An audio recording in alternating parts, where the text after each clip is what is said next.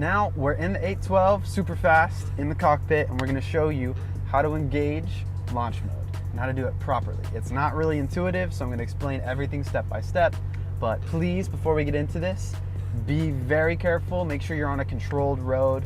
There's not a lot of variables, somewhere safe. Cannot stress this enough, guys. Please be safe.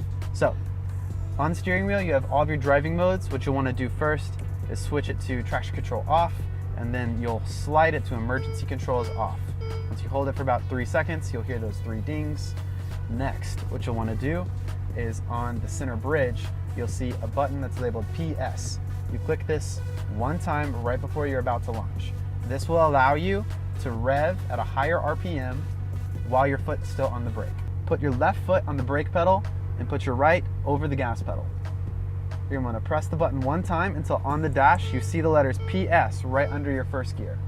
Then you give it throttle, and you'll notice now the car will let you go past 2,000 RPM. Before you launch, you really want to get right under 3,000 RPM. That's kind of the safe spot for this car. Okay guys, before we do this for real, I cannot repeat myself enough. Be safe, wear your seatbelt, don't be stupid, but this is how you can properly enjoy an Italian sports car.